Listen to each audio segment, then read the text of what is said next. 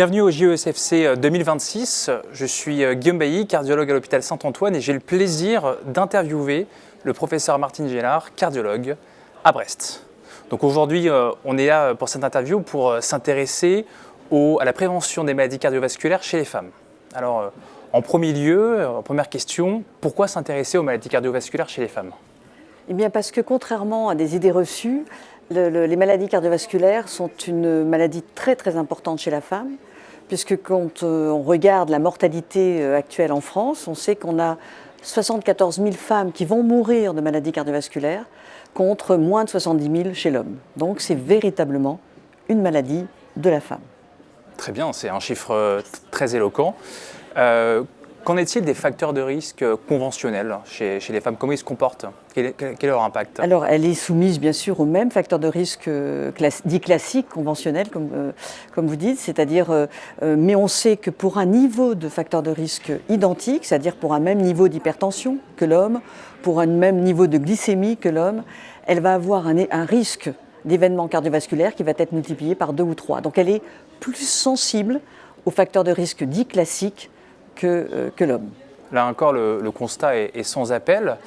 Et quand on s'intéresse plus précisément, est-ce qu'il y a des facteurs de risque qui sont spécifiques à la femme ? Tout à fait. Et c'est souvent, malheureusement, ils sont méconnus. C'est-à-dire que dans nos interrogatoires, quand une femme va déclarer une douleur dans la poitrine, on va rechercher les facteurs de risque classiques, et ceci d'autant plus que la femme est jeune, on ne va pas les retrouver, on va dire elle n'en a pas, donc ce n'est pas une maladie cardiaque. Or, la femme, elle a des facteurs de risque spécifiques qui vont avoir une influence, qui vont multiplier par 2 à 4 le risque de maladie cardiovasculaire.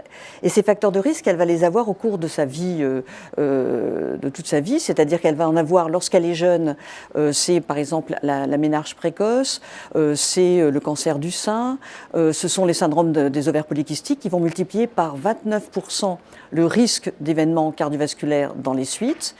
Ensuite, on a toutes les complications de la grossesse pour lesquelles on ne demande jamais, c'est-à-dire l'hypertension gravidique, la prééclampsie, le diabète gestationnel, les accouchements prématurés. Tous ces éléments-là vont également constituer chez la femme un risque multiplié par 2 à 3 de maladies cardiovasculaires au cours par la suite.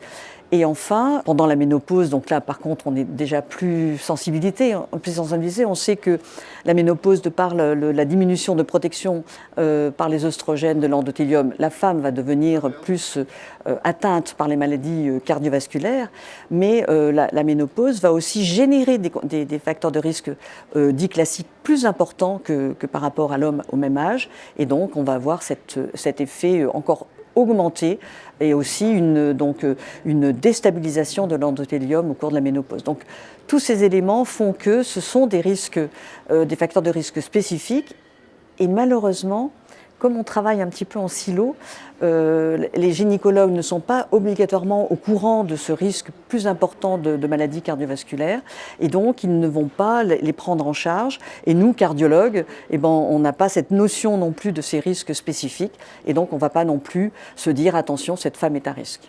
Donc derrière finalement cette prise de conscience de ces enjeux, quelles solutions proposeriez-vous pour améliorer collectivement la prise en charge des maladies cardiovasculaires? Alors, je pense qu'il faut faire on a plusieurs pistes, puisqu'on part de tellement loin. C'est d'abord, il faut faire une éducation des réseaux médicaux, c'est-à-dire donc de ne plus travailler en silo, de se parler entre nous. Mais ça va un peu plus que ça, c'est-à-dire qu'il faudrait aussi renverser cet état où on pense que ce n'est pas une maladie de la femme. Il faut donc insister au niveau et faire une éducation grand public pour dire à la femme attention. Le risque de mortalité par les maladies cardiovasculaires, comme je le disais au début, c'est 74 000 femmes par an qui vont décéder de maladies cardiovasculaires. Et si on prend la comparaison d'une maladie, par contre, qui est bien prise en charge, le cancer du sein, c'est 14 000. Donc on n'est pas du tout dans le même niveau, malheureusement, de mortalité. Et il est vraiment important que les femmes s'en emparent de façon à ce qu'elles puissent mieux se soigner. Donc on appelle un véritable changement de paradigme. Merci beaucoup pour votre lumière sur ce sujet très important, professeur Martine Gellard. Merci beaucoup.